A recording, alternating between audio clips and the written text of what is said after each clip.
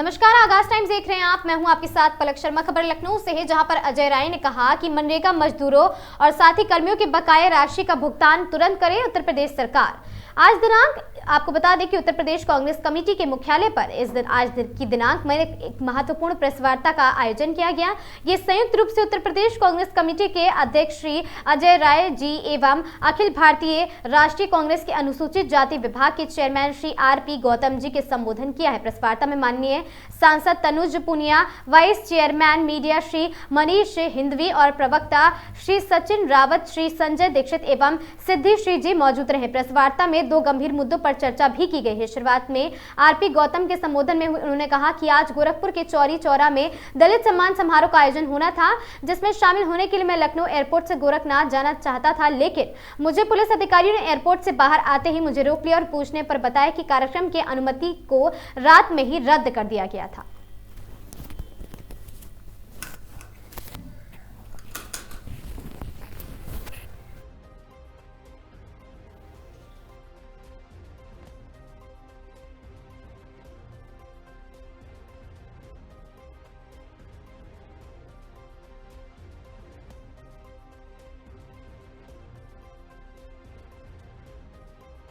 उत्तर प्रदेश में आज प्रदेश अध्यक्ष अजय राय के नौते पे जो एक प्रेस कॉन्फ्रेंस हुई है, मनरेगा के मजदूरों को जिस तरीके से 10 दिन में मजदूरी नहीं मिली उसको लेकर और ब्राह्मण को लेकर कल जो है इंदिरा गांधी प्रतिष्ठान में भी बैठक हुई थी। दिनेश शर्मा जवाब मांगा गया था, नहीं लिया गया था।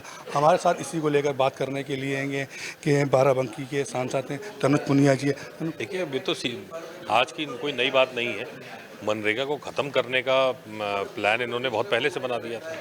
पेमेंट दे नहीं रहे थे पहले 4-5 साल से, डिले हो रहे हैं, साल भर डिले हो जाता है इनका पेमेंट। तो मजदूर कहाँ जाएगा? जिसने मटेरियल ख़रीदा है वो दुकान वाले की परेशानी है। जितना काम मांग रहे हैं 100 दिन के काम का वादा था, लेकिन 12 सालों में ये 43 दिन एवरेज नहीं दे पाए काम हर वर्ष। तो मनरेगा को तो धीरे धीरे ख़त्म कर ही रहे थे। और अभी विशेषकर जैसे पिछले वर्ष दिवाली में भी इन्होंने पैसे नहीं दिए मजदूरों को। तो मजदूर तो जो कमाता है वो शाम को उसी से खाता है, लेकिन दिवाली के पहले भी पेमेंट नहीं दिया। अब होली आ गई है, होली के पहले भी पेमेंट रुका हुआ है। 87 से लगभग 90 करोड़ का पूरे उत्तर प्रदेश का पेमेंट रुका हुआ है। तो ये कहीं ना कहीं ख़त्म करना चाहते हैं। ये ज़्यादातर कौन काम करता है इसमें? दलित, आदिवासी, अति पिछड़ा वर्ग, लगभग सारे 50% से ज़्यादा तो दलित काम करते हैं मनरेगा में। उन्हीं को पैसे नहीं दे रहे हैं। तो कहीं ना कहीं सरकार चाहती नहीं है कि आगे बढ़े। लेकिन सरकार ने तो अभी जो है मुख्यमंत्री योगी आदित्यनाथ 4 दिन की छुट्टी की घोषणा कर दी। उससे पहले लोगों को जो है वेतन देने का, और कहाँ दे रहे हैं? कहाँ है? किसको भी दिया मिला वेतन? यही तो बताइए। मनरेगा का रुका हुआ है। जो आज सबसे गरीब है, जिनको सबसे ज़्यादा ज़रूरत है, उन्हीं का रुका हुआ है। तो बाकी जिसको देते रहे कोई फ़र्क क्या पड़ता है किसी को? ये कल भी जो है इंदिरा गांधी प्रतिष्ठान में ब्राह्मणों को जो है बैठक हुई थी, उसमें दिनेश शर्मा भी थे। उनसे सवाल किया था, लेकिन ब्राह्मण के बारे में कुछ नहीं बोले। देखिए, सिर्फ ब्राह्मण, दलित या ओबीसी की बात नहीं है, माइनॉरिटी की बात नहीं है। हर वर्ग इनसे अब छिटक रहा है, पूरा समाज इनसे हट रहा है, क्योंकि का फ़ायदा देते हैं और किस तरह सरकार में बने रहें, ये इनका पूरा का पूरा एजेंडा है। इनका लक्ष्य भी है सरकार में बने रहना। तो उसी का ये करते हैं।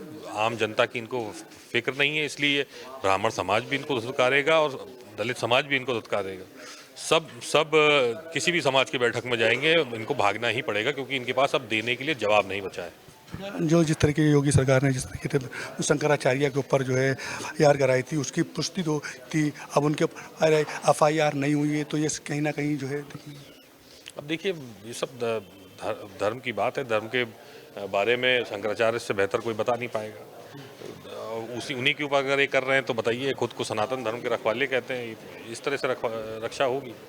तो ये सब कहीं ना कहीं ये सारे मामले ही हैं जिससे समाज इनको धुतकारने लग गया है।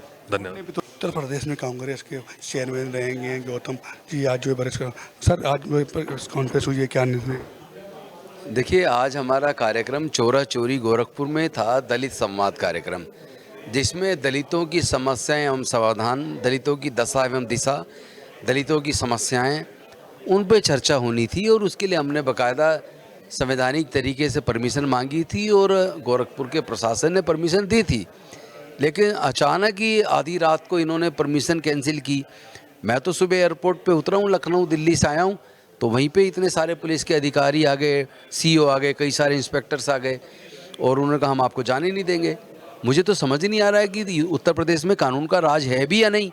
इस तरह की तानाशाही तो हमने पहले कभी नहीं देखी, जहाँ शांतिपूर्वक तरीके से अपने समाज की समस्याओं पर चर्चा करने के लिए एक दलित संवाद रख रहे हैं और कानून को सूचना दे के परमिशन लेके कर रहे हैं, उसको अचानक इस तरह रोक दिया जाना, ये तो ऐसा लगता है जिससे अब उत्तर प्रदेश में कानून का शासन नहीं है, तानाशाही चल रही है और यहाँ कोई भी इस सरकार से खुश नहीं है। ब्राह्मण इनसे परेशान है, दलित इनसे परेशान है, माइनॉरिटी इनसे परेशान है, पिछड़े वर्ग के लोग इनसे परेशान है। तो ये सरकार है किसकी? ये सरकार उत्तर प्रदेश की जनता की नहीं है, उत्तर प्रदेश की जनता के अधिकारों का हनन कर रही है और हम इसको जवाब जरूर देंगे। देश के कोने कोने में जिस तरह सामाजिक न्याय की बात आगे बढ़ रही है, उसी तरह राहुल जी के सामाजिक न्याय के संदेश के साथ पूरे देश के लोग जुड़ रहे हैं। उत्तर प्रदेश में भी ब्राह्मण समाज भी वापस कांग्रेस की तरफ देख रहा है, दलित समाज भी वापस देख रहा है, पिछड़े वर्ग के और माइनॉरिटी के लोग भी देख रहे हैं।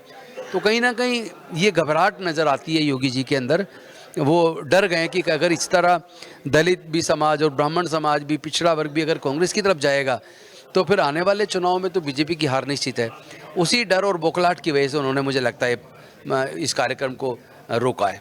लेकिन आप तो कह रहे हैं कि कांग्रेस वापसी आ रही, लेकिन बीजेपी के लोगों का तो कहना है कि अभी जो है बीजेपी 25 साल रहेगी, कांग्रेस तो अभी 25 साल भूल जाए। तो सपना देखना कोई बुरी बात थोड़ी ना है।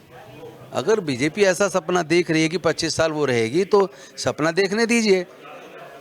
प्रजातंत्र में वोट की वैल्यू है और वोट जनता की है और जनता बीजेपी को हटाना चाहती है, तो उसे कौन बचा पाएगा? फिर सपने देखने से थोड़ा ना कोई देश चलेगा।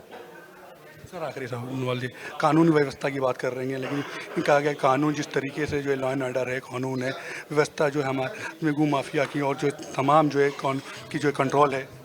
नहीं, कुछ भी कंट्रोल नहीं है।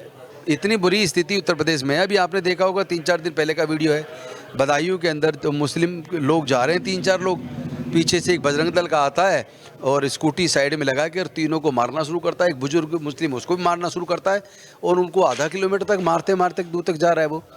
तो ये ऐसी कानून व्यवस्था है यहाँ। इतना इन्हें डर हो गया है, इनको ना ब्राह्मण पसंद है, ना इनको दलित पसंद है, ना पिछड़ा पसंद है, ना माइनॉरिटी पसंद है। तो भैया तुम ये बताओ ना, तुम इतना डरते क्यों? तुम्हारा देश के कानून पे भरोसा नहीं है, संविधान पे भरोसा नहीं है क्या? तो डेमोक्रेसी तो पूरी तरीके से ऐसा लगता है हाईजेक्ट हो गई है। अब की बार क्या जो है 2027 में क्या परिवर्तन जो है बदलाव देखने को मिलेगा? निश्चित तौर पर उत्तर प्रदेश के अंदर 2027 के चुनाव में बदलाव होगा और कांग्रेस पार्टी बेहद मजबूती के साथ वापसी करेगी। उत्तर प्रदेश में आज ऐसे ही अतिक्रमण हुआ है, जगह जो है उल्ला खामाई की जो है मौत के बाद जो है तमाम जो देश भर में विरोध प्रदर्शन देखने को मिल रहा है। हमारे साथ इसी के लिए बात करने के लिए प्रदेश अध्यक्ष अजय राय जी जो है जिस तरीके से ईरान और हमले में जिस तरीके से खमाई जी की मौत हुई, उसको किस तरीके? नहीं, निश्चित तौर से एक बहादुर व्यक्ति जिन्होंने बहादुरी से अपनी लड़ाई लड़ी और आत्मसमर्पण नहीं किया, वो आज हम सब लोग उनको सैल्यूट करते हैं और उनको निश्चित तौर से अपनी श्रद्धांजलि अर्पित करते हैं। जिस तरीके से यार जब से जो है मंत्री का दौरा हुआ था उसके बाद से ही जो है चालू हो गया की मौत हो गई, तो कहीं ना कहीं जो है विपक्ष के ऊपर हमला हुआ। नहीं, देखिए, पूरी तरीके से वो एक बहादुर व्यक्ति थे जिनको पूरी दुनिया को संदेश दिया उन्होंने और लड़कर वो लड़ते रहे और अंत तक लड़ते रहे। जो शहीद हुए आज सब लोग निश्चित तौर से उनको अपनी श्रद्धांजलि अर्पित कर, हम सब लोग उनकी बहादुरी के कायल हैं। मैं जिस तरीके से 3 दिन का शोक हो गया, 40 दिन के लिए छुट्टी जो है शोक जताया गया है और साथ ही जो है पूरे जो है अब में भी जो है उनकी दुख के लिए संदेश दिया गया। आप उनकी दुख के लिए क्या संदेश? नहीं, निश्चित तौर से हम सब लोग, आज एक बहादुर व्यक्ति हमारे बीच का चला गया, हमको सैल्यूट करते हैं, अपने श्रद्धांजलि अर्पित करते हैं। बाकी उनके अपने देश के अंदर जो उन्होंने अपना वहाँ पर पूरे शोक की लहर है और पूरा उनका देश और पूरी दुनिया के लोग उनको निश्चित तौर से जो बहादुरी का प्रतीक उन्होंने प्रदर्शित किया, वो सब लोग उनको सैल्यूट करते हैं। उसके भाई ने उसमें इंटरफेयर किया, तब जाकर वहां से पुलिस हटी और उसको आने नहीं दिया, रोक दिया। ये घबराहट है इनकी और पूरी तरीके से ये सरकार केवल और केवल दमन करके, डराकर, मुकदमे लिखकर, लाठी चलवाकर, गोली चलवाकर रोकना चाहती है, बुलडोजर से रोकना चाहती है। पर वो आवाज दबने वाली अब नहीं है। हमारे एक साथी, एक लोग, हम लोग कटिबद्ध हैं, सर पर कफन बांध कर निकले हैं कि निश्चित तौर से इनको हम यहां से इनकी पूरी तरीके से विदाई करके ही बैठेंगे, उखाड़ कर फेंकेंगे। आज देख सकते हैं कि सबसे जो महत्वपूर्ण योजना हमारी थी, जो सबसे बड़ा, इस सरकार ने बड़ी बड़ी बातें कही कि कांग्रेस उसका विरोध कर रही है, नाम बदला गया और तमाम तरीके से उसने बड़ी बड़ी बातें कही। पर आज आप देख सकते हैं कि 4 तारीख को होली है, आज 1 तारीख हो गया, अभी तक मनरेगा के जो मजदूर, जो उसमें काम करने वाले लोग, उनका करोड़ों रुपया बाकी है, अभी तक उनको दिया नहीं गया। ये सरकार झूठ बोलती है और गरीबों का शोषण करती है, गरीबों को पूरी तरीके से बर्बाद करना चाहती है। घोषणा की थी मुख्यमंत्री ने ये, और अभी तक उसका इनका जवाब आया है। उसी के ठीक पहले आगरा में एक ग्राम सेवक ने सुसाइड कर लिया, आत्महत्या कर लिया, केवल आर्थिक तंगी के कारण।